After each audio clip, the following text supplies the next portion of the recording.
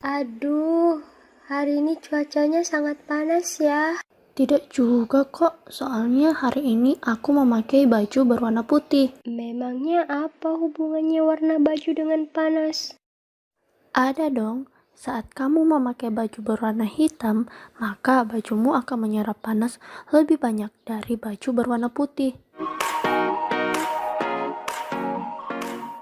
Halo sahabat Paten, kali ini kita akan membahas mengenai perpindahan kalor.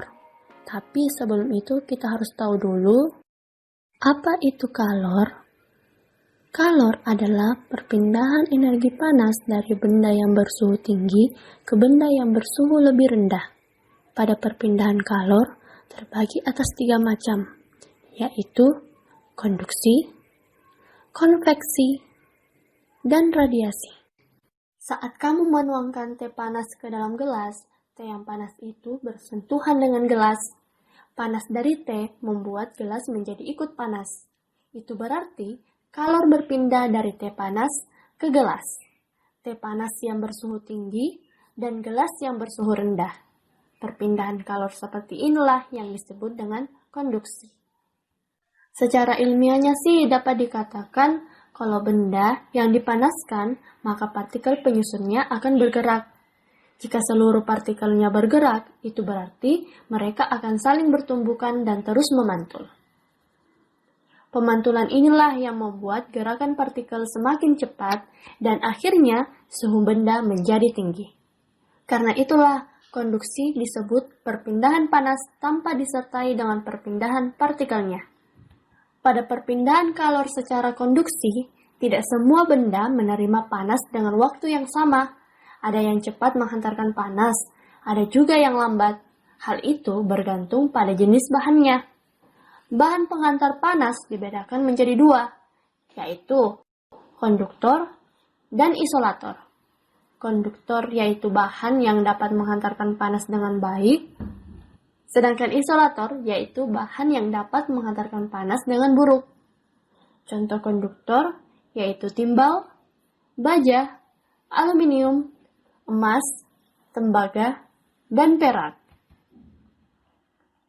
Contoh isolator yaitu air, bata, kayu, styrofoam, kaca, dan udara.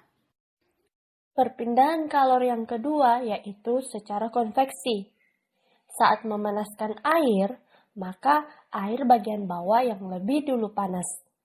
Namun, lama-kelamaan, air bagian atas juga ikut menjadi panas. Hal ini terjadi karena saat air bagian bawah mendapatkan kalor dari panas, partikel air memuai sehingga menjadi lebih ringan dan bergerak naik. Lalu bertukar dengan partikel air dingin ke bagian bawah membentuk sebuah aliran. Pola aliran inilah yang membentuk arus konveksi. Konveksi adalah perpindahan kalor dari satu tempat ke tempat lain bersama dengan gerak partikel-partikel bendanya. Contoh peristiwa konveksi lain yaitu angin laut dan angin darat.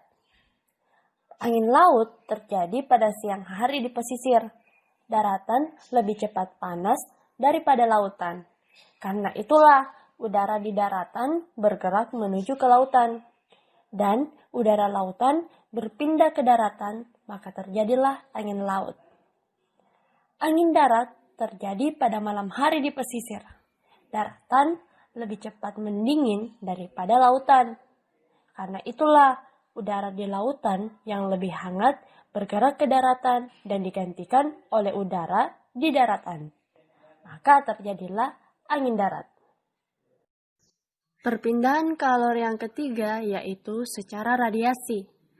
Radiasi adalah perpindahan kalor tanpa memerlukan zat perantara atau medium. Oleh karena itulah, kalian akan merasa panas saat berjalan di tengah hari yang cerah. Setiap benda dapat memancarkan dan menyerap radiasi kalor, yang besarnya bergantung pada suhu benda dan warna benda. Ada beberapa keadaan dalam perpindahan panas secara radiasi, yaitu yang pertama, warna. Semakin gelap benda yang terasa panas, maka semakin besar pula kalor yang diradiasikan ke lingkungannya. Semakin gelap benda yang terasa dingin, maka semakin besar pula kalor yang diterima dari lingkungannya. Saat menjemur pakaian berwarna hitam dan putih, maka pakaian berwarna hitam akan lebih cepat kering dibandingkan dengan pakaian berwarna putih. Hal ini terjadi karena warna hitam dapat menyerap kalor dengan sempurna dibandingkan dengan warna putih. Keadaan kedua yaitu suhu benda. Semakin panas benda dibandingkan dengan panas lingkungan sekitarnya, maka semakin besar pula kalor yang diradiasikan ke lingkungannya. Ingat, kalor berpindah dari suhu tinggi ke suhu rendah. Sebaliknya, semakin dingin benda dibandingkan dengan lingkungan sekitarnya, maka semakin besar pula kalor yang diserap dari lingkungannya. Itulah mengapa es akan meleleh ketika berada di luar pendingin. Keadaan ketiga yaitu luas permukaan. Semakin luas permukaan benda panas, maka semakin besar pula kalor yang diradiasikan ke lingkungannya.